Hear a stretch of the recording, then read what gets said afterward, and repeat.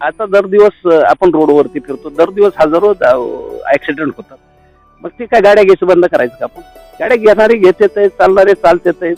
मग त्याच पद्धतीने जर एखादं पीक जर जात असेल मग काय ते सोडून द्यायचं का? 1 एकर असेल तर डबल करा, 2 एकर करा, त्याच्यातून तुम्हाला नक्की फायदाच होईल. नुकसानी हे शब्द आपल्या डिक्शनरी मधून काढून टाकला पाहिजे. आणि काळी आई देणारी आपल्याला, त्याच्याकडे तुम्ही सातत्याने प्रेम करा, लक्ष ठेवा. बिलकुल आपल्याला ती समृद्ध करणारी एक अशी संस्था आहे. शेतकरी बांधवांनो, झेंडूची शेती पिकवताना नेमका शेतकरी धोका खातो कुठं? या झेंडूच्या फुलांना भाव लागण्यासाठी नेमक्या कोणत्या गोष्टी अंमलात आणल्या पाहिजे? झेंडूची लागवड करताना कुठला वाण निवडला पाहिजे, किंबहुना त्याचे पाण्याचे व्यवस्थापन कशा पद्धतीत केलं पाहिजे? सर्वात महत्वाची गोष्ट की झेंडूच्या शेतीबद्दल जास्त नुकसान कायम होते हा जी गैरसमज आहे शेतकरी बांधवामध्ये, तो गैरसमज आज आपण दूर करणार आहोत. त्या गैरसमजाबद्दल आजचे शेतीनिष्ठ शेतकरी किंवा या झेंडूचे शेतकरी आपल्याला परिपूर्ण मार्गदर्शन करणार आहेत. त्यामुळं आज आपण या झेंडूच्या शेतीबद्दल लागवडीपासून ते हार्वेस्टिंग पर्यंत आणि हार्वेस्टिंग पासून योग्य बाजारपेठ मिळण्यापर्यंत सविस्तर अशी माहिती जाणून घेणार आहोत. चला तर मग. शिंदे पाटील शोध वार्ता परिवारात आपले स्वागत आहे. महाराष्ट्रातील शेतकऱ्यांना आपला पूर्ण परिचय सांगा. नमस्कार सर, सर्व शेतकरी बांधवांना माझा नमस्कार. माझा परिचय, मी भाऊसाहेब गोपीनाथ शिंदे, मुक्काम पोस्ट बोरखेड, तालुका जिल्हा बीड. शिंदे पाटील, झेंडूच्या शेतीला हवामान आणि जमीन कशा पद्धतीची असली पाहिजे? का सर, हा पीक 12 महिने चालणार आणि फुल हे देवासाठी 12 महिने लागणारी वस्तू आहे. आणि ते काय 12ही महिने लागवड केली तर 12 महिने ते येतं. त्याच्यानंतर लयत लय तुमचे 2 उत्सव याच्यामध्ये जास्त मागणी आहेत, एक तर दसरा आणि दिवाळी. ऑल ओव्हर तुम्ही 12 महिने जर झेंडू लावला तरी त्याला रेट चांगल्यापैकी मिळते, आपल्याला परवडणारं पीक आहे. आता जी राहते गोष्ट, आपल्या पीक किती दिवसाचं हे राहतंय, त्याची तोडा किती दिवसापासून चालू होतं, याचा कम्प्लिटली 50 ते 55 दिवसापासून तोडा पाहायला सुरू होतो. त्याच्यानंतर 8-9 तोडे ह्याचे होते. त्याच्यानंतर तुम्ही जर आणखीन मेहनत लावली, जमिनीचा कस जर चांगला असेल, तुमचं व्यवस्थापन व्यवस्थित जर असेल तर त्याच्यात आणि 4-2 तोडे वाढू शकतो. झेंडू लागवडीची पूर्व मशागत आणि लागवडीची योग्य पद्धत कशा प्रकारे असते? आता झेंडू लागवडीसाठी आपल्याला पूर्व मशागत जर करायची असेल तर पहिल्यांदा रानाचे नांगरट डोंगरट करून सारं रोटावेटर मारून घेणे, खताचं व्यवस्थापन चांगलं करणे, बेसर डोस स्ट्रॉंग पैकी भरणं, त्याच्यामध्ये DAP असेल 10-20-20 असेल, 24-20 असेल, मायक्रोन्यूट्रन मध्ये पूर्ण असे जर त्याच्यामध्ये पूर्ण बेसळ जर भरला, बेड ओढून घेतले, मल्चिंग टाकलं, 2 रोपाचं अंतर कमीत कमी झिगझॅग पद्धतीने 1.25 फुटावरती 2 रोपं लावायचे.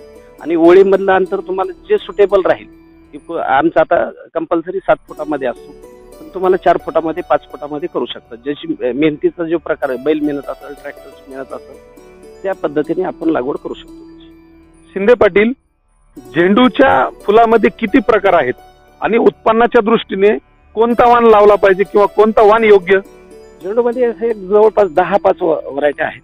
त्याच्यापैकी मार्केटमध्ये चालणारे गोल्ड स्पॉट म्हणून ही जी काही इंडसची व्हरायटी आहे ही चांगली चालते. त्याच्यानंतर 1-2 व्हरायटी चालतात, पण आम्ही शक्यतो गोल्ड स्पॉट 2 हे इंडसच आम्ही वापरतो. उत्पादनाला चांगलं आहे आणि विक्री व्यवस्थेमध्ये बी चांगल्यापैकी रिझल्ट देत होते आणि फुलाची टिकवण क्षमता बऱ्यापैकी आहे. शिंदे पाटील, हे झेंडूचे जे रूप आहेत ते कुठून आणले व त्याचे दर कसे? आता हे झेंडूचे रोप आपण सोलापूर जिल्ह्यात मध्ये अनगर म्हणून आहे, तिथं महालक्ष्मी नर्सरी मधून आपण हे झेंडूचे रोप आणले. त्याचा दर ₹2.50 आपल्याला त्या नर्सरीने इथं पोच दिलेला आहे. आणि त्या नर्सरीमध्ये झेंडू असेल, टोमॅटो असेल, शिमला मिरची असेल, साधी मिरची असेल, पत्ताकोबी, फुलकोबी, जे आपल्याला भाजीपाल्यामध्ये जेवढे काही रोपं लागतील तेवढे तिथं योग्य दरात आणि व्यवस्थित रोपं भेटतील. कारण दुसरीकडचे रोपं हे पॉलीहाऊस मधले कुठले असतात, पॉलीहाऊस मध्ये असं वेगळं वातावरण असतं की त्या ज्यांना जसं पाहिजे तसं बनवता येतं. पण हे महालक्ष्मी नर्सरीमध्ये शेडनेट असल्यामुळं निसर्गाशी 50% ते वातावरण असतं आणि रोपं सेट व्हायला चांगल्यापैकी निरोगी रोपं असतात आणि सुंदर रोपं देतात. शिंदे पाटील, लागवडीनंतर खताचे व पाण्याचे व्यवस्थापन कसे केले पाहिजे किंवा त्याची योग्य पद्धत कशी असली पाहिजे? आता सर, पाण्याचं व्यवस्थापन करताना आपण ड्रिपद्वारे ह्याला पाणी देतो. सुरुवातीला लागवड करताना थोडंसं पाणी द्यायचं, त्याला ज्या पद्धतीने लागेल सुरुवातीचे 10 मिनिटं असतील, 15 मिनिटं असतील, एक अर्धा 1 तासापर्यंत पाणी, परंतु वातावरणाचा अंदाज बघून पाणी दिलं पाहिजे. पाणी जर जास्त झालं तर त्यातून काढून घेता येत नाही. त्याच्यामुळे पाण्याचं पहिल्यांदा पाण्यावर लक्ष दिलं पाहिजे. दुसरी गोष्ट, आता खत व्यवस्थापन जर म्हणलं तर सुरुवातीला 19-19 दिलं पाहिजे, त्याची पूर्ण वाढ करून घेतली पाहिजे. त्याच्यानंतर 13-40 फुलकळी काढून घेतली पाहिजे. मध्यंतरी आपल्याला जर त्याची बगल फुटवा जर जास्त नाही दिसला तर त्याच्यामध्ये 12-61 आपण दिलं पाहिजे.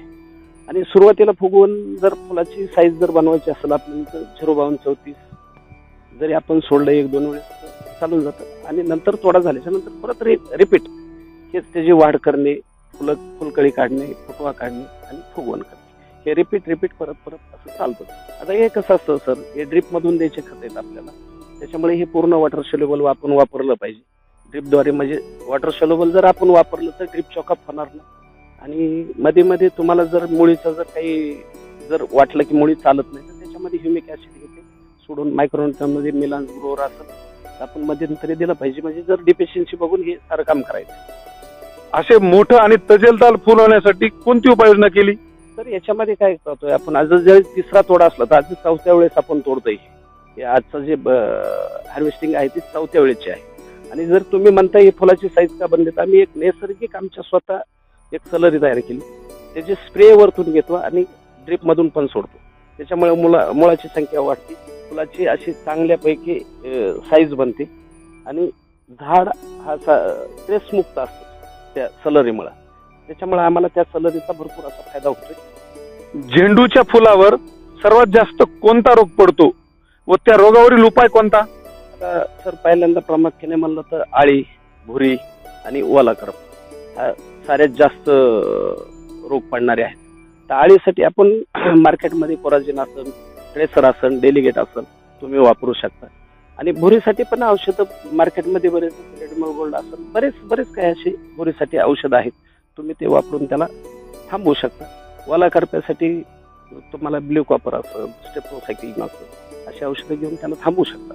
आता सर्वात महत्वाची गोष्ट म्हणजे तुम्हाला त्याच्यातलं कळालं पाहिजे ह्याच्यावरती कुठला रोग आलाय, काय झालंय. आपण ठरवलं पाहिजे की त्याच्यावर आळीच आली का, भुरी आली का, की ओला करपा आहे का, तर आपण ठरवलं पाहिजे. तुम्हाला समजलं पाहिजे त्यातलं थोडंसं, मग त्याच्यानंतर तुम्हाला त्यातलं ते रोग ओळखून त्याच्यावर उपाययोजना करायची. आता सर्वात महत्वाच्या स्टेजवर आहोत की या झेंडूच्या फुलाची तोडणी कशा पद्धतीत केली पाहिजे व त्याचे साधारणतः किती तोडे होतात? आता फुलाची साईज बघून तोडायचं हे लेबरला सारं माहित असतं की आम्ही फुलाची साईज दाखवलेली असते, मार्केटला कशी चालते हे त्यांना दाखवलेलं असतं. आणि कंटिन्यू आमच्याकडे 10 ते 15 लेबर असल्यामुळे त्यांना प्रत्येक वेळेला सांगायची गरज पडत नाही. तुम्ही त्यांना सांगितलं आज ते तोडून घेतील.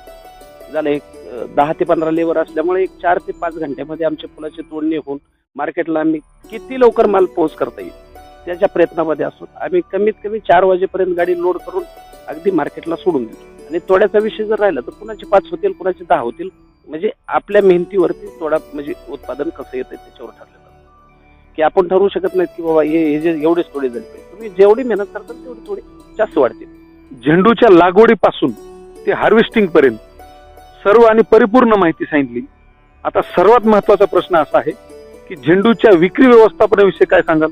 आता विक्रीचा जर विषय केला तर आपल्याला महाराष्ट्रामध्ये हैदराबाद असेल, पुणे असेल आणि मुंबईचं मार्केट, कल्याण आणि दादर असे 2-4 मार्केट चांगल्यापैकी फुलाला भाव देणारे मार्केट. मग आपण तुम्ही चौकशी करायची की बाबा हैदराबाद चांगलं आहे का, पुणे चांगलं आहे का, मुंबईचं. जिथं तुम्हाला व्यवस्थित वाटेल, जिथं रेट चांगला भेटेल त्या मार्केटला तुम्ही पाठवण्याची व्यवस्था केली पाहिजे. आता पाठवण्याची व्यवस्था जर करायची असली तर दुसऱ्याचं वेगळं, माझ्यावाली स्वतःचीच गाडी असल्यामुळं आम्हाला कुठं पाठवायचं ते आम्हाला विचार करायची गरज पडत नाही. माल लोड झाला, मार्केटला चौकशी केली की आम्ही त्या मार्केटला गाडी सोडून देतो. शिंदे पाटील, आपण जे एक क्षेत्र पाहतो या क्षेत्रामधून किंवा या झेंडूच्या शेतीमधून मिळणार उत्पन्न किती? आता कसं असं क्षेत्रावरती तुम्हाला जाऊन चालणार नाही, कारण माझं क्षेत्र म्हणलं तर हे एका ओळीतलं अंतर 7 आहे. त्याच्यामुळे रोपाची संख्या याच्यामध्ये कमी बसते. एकंदरीत या पूर्ण क्षेत्र आहे त्याच्यामध्ये माझं 20,000 रोपाची लागवड आहे. आणि मग रोपाची 20,000 लागवड असलं तर आज प्रत्येक तोड्याला 1 ते 1.5 टनाच्या पुढं सुरुवातीला याच्यामध्ये गेला. आता इथून पुढं 2 टनाच्या पुढं तोडा जाईल. मग 2 टन जर निघलं, एकंदरीत जर 8-9 तोडे जर झाले तर कमीत कमी आपला 15-16 टन माल याच्यामध्ये जाईल. आजपर्यंतचा माल गेला 30 ते 40च्या दरम्यान. उद्याच्याला योगायोगाने आणखी 40+ पण होऊ शकतो. आजचा रेट आता 40+ होईल असा एक अंदाज आहे. उद्याच्याला रेटचं काय आपण ठरवू शकत नाही, पण सरासरी ह्याच्यामध्ये आम्हाला 5 लाख रुपये नफा होईल अशी अपेक्षा आहे. महाराष्ट्रातील हे झेंडूची शेती करणारे जे शेतकरी त्यांना काय संदेश द्याल? आता सर, हे झेंडूची शेती करणारी ही बारमाही उत्पादन देणारी शेती, त्याला थोडं नियोजन पद्धतीने जर केलं तर ह्याच्यामध्ये नक्की एखाद्या वेळेस जर आपल्याला नुकसान झालं तरी ते सहन करून पुढचा प्लॉट आपल्याला कसा सुंदर आणता येईल, कसं त्याच्यामधून उत्पादन वाढवता येईल. एकदा क्वांटिटी वाढली तर रेट जरी कमी असला तर तुम्हाला त्याच्यामध्ये नफा नक्की हमखास आहे. झेंडू साऱ्यात सोपं आणि सुंदर पीक आहे. त्याच्यावरती रोगराई कमी, त्याला औषधाचा खर्च कमी, मेहनत कमी. त्याच्यामुळं झेंडू करणाऱ्यांनी न महागारी जाता त्याला थोडंफार प्रत्येक वेळेला 1 एकर, दुसऱ्या वेळेस दुसरा एकर असं कंटिन्यू लावलं पाहिजे. तर या झेंडूच्या पिकामध्ये जर कुठल्या शेतकऱ्याला अडचण आली तर त्या व्हिडिओमध्ये माझा नंबर दिलेला आहे. तुम्ही कधी पण मला फोन करा. माझ्याच्याने जेवढी शक्य आहे तेवढी मी माहिती देण्याचा प्रयत्न करतो. शेतकरी बांधवांनो, झेंडूच्या शेतीविषयी अगदी लागवडीपासून ते हार्वेस्टिंग पर्यंत शिंदे पाटलांनी अगदी परिपूर्ण अशी माहिती दिली आणि विशेष करून नुकसान कुठं होऊ शकतं, योग्य मार्केट कुठं आणि कसं मिळवलं पाहिजे याच्याबद्दल सांगितलेली माहिती ना अतिशय तुमचं नुकसान टाळण्यासाठी पुरेपूर आहे. त्यामुळं झेंडूच्या शेतीसारखी शेती करून कमी दिवसात आपण चांगला लाभ घेऊ शकतो किंवा चांगलं उत्पन्न मिळवू शकतो. झेंडूच्या शेतीबद्दल जर आपल्याला काही अडचण असेल किंवा त्याच्याबद्दल काही माहिती पाहिजे असेल तर शिंदे पाटलांचा नंबर स्क्रीनवर आणि डिस्क्रिप्शन मध्ये दिलेला आहे.